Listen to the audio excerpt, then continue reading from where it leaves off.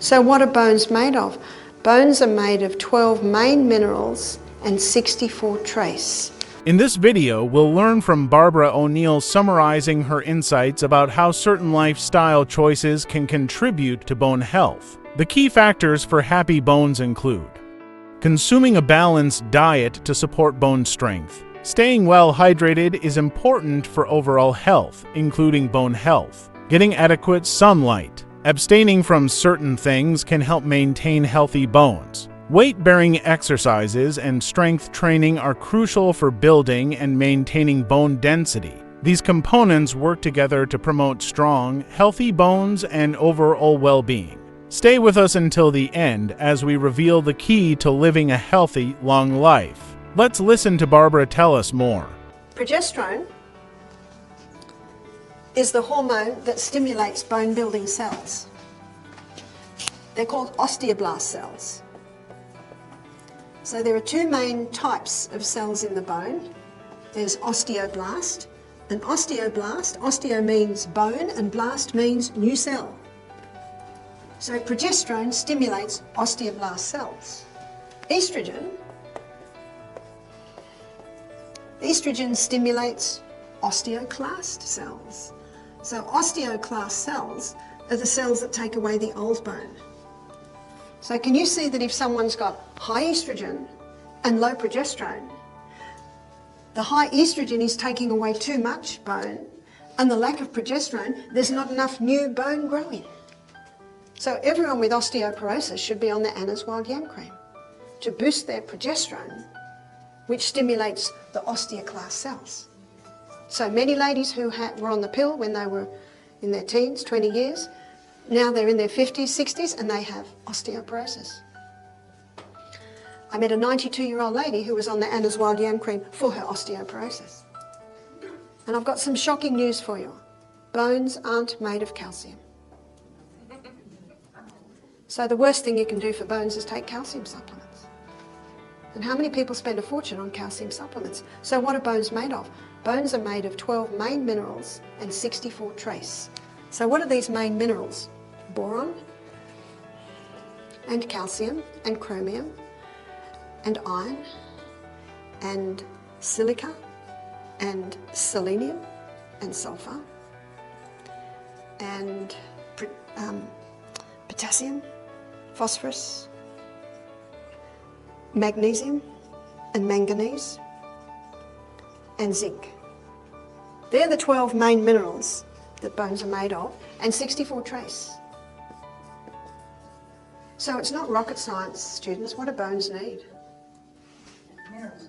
So where do we get that? In his book, The Calcium Lie, very interesting book, The Calcium Lie, by Dr. Robert Thompson, he states that the clearest indicator of a creator God is seawater. Because seawater has all of these minerals in that exact proportion. And I've got some good news, we don't have to drink seawater. So what we can do is take the unrefined sea salt. So seawater contains 92 minerals, Celtic salt, and apparently the local health food shops sold out of Celtic salt this week.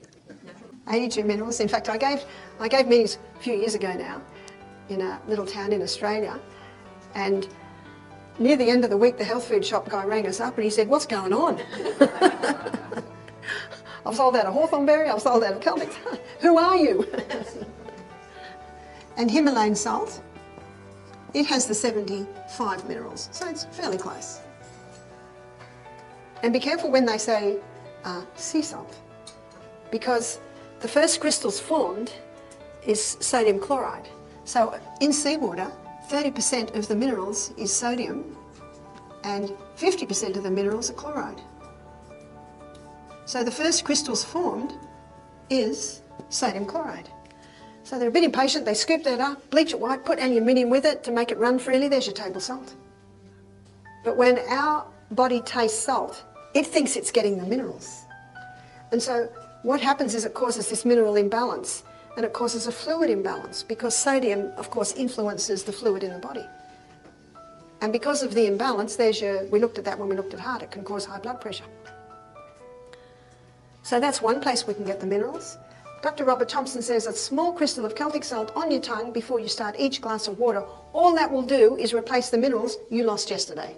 You lost it in your perspiration, you lost it in your urine, you lost it in your colon. And those minerals need to be replaced. Dr. Lilangri, the French doctor who wrote the book on salt, he calls it our internal ocean. Our blood's salty, our body fluids are salty. To say we shouldn't be taking salt, it makes no sense at all. So this is one way that we can get these minerals. Where else do we find these minerals? We find these minerals in dark green leafy vegetables. I think we've talked about these a few times, is that right? Dark green leafy vegetables. Dark green leafy vegetables are very high in minerals. So we should be having dark green leafy vegetables every day, and if we don't, we should have a dose of green barley. A dose of what? Green barley, or barley green, or super green, for the minerals. But one of the main problems, do you remember in our acronym Sustain Me?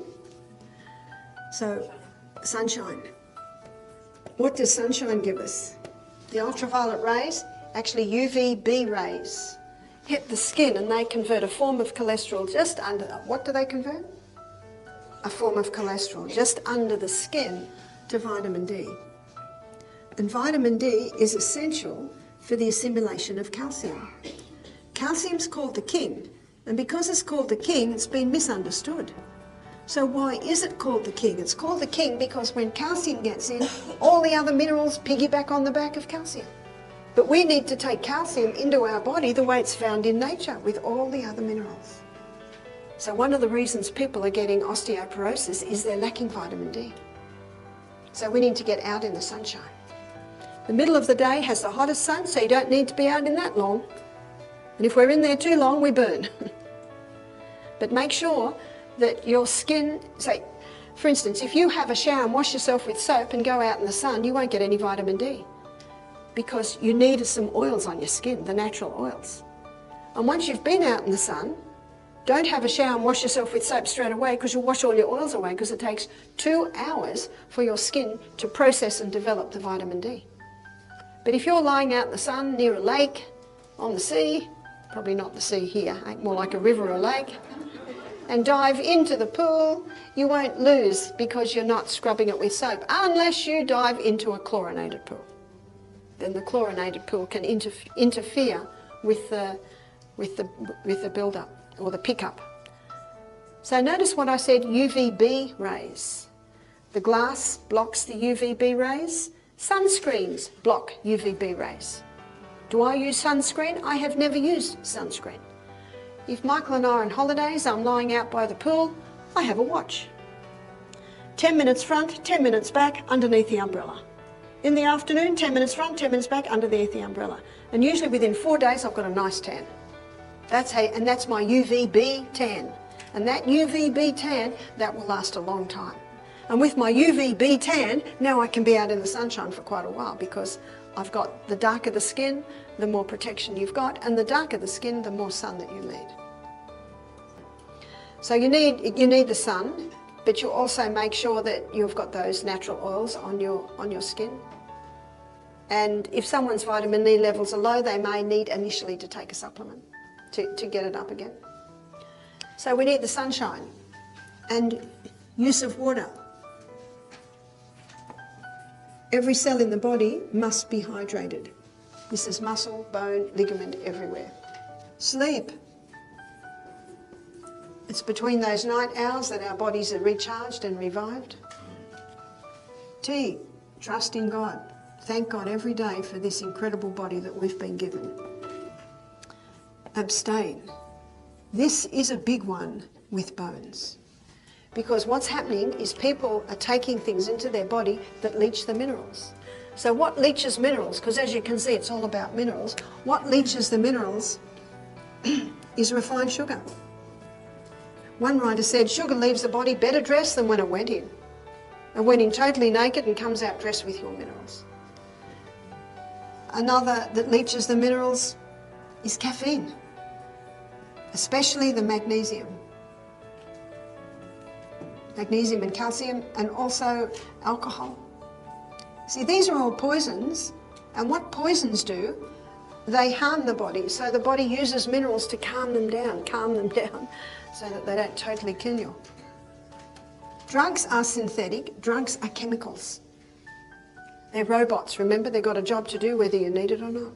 Whereas the herbs work with the body. Inhale.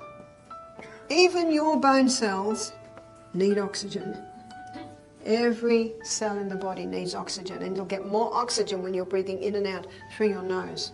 Nutrition. So what are the foods that will give us the most minerals? The 3 essential food groups: fibre, and fibre, your biggest fibre food are all your vegetables. And as we also talked this morning about how there are some dentists that saying teeth and gums are deteriorating because people aren't eating enough crunchy food. You should be eating carrots and apples and crunchy food. Fibre, protein. Protein, the best protein is found in your legumes, nuts, seeds, good fats. 50% of the membrane around every cell in the body is protein. 50% of the membrane around every cell in the body is the fats. They're the 3 essential food groups. Sustain me. Moderation. You overeat, the stomach can't process all the food, you can't get the nutrients out of the food, have gaps between the meals. Exercise. Exercise strengthens bones.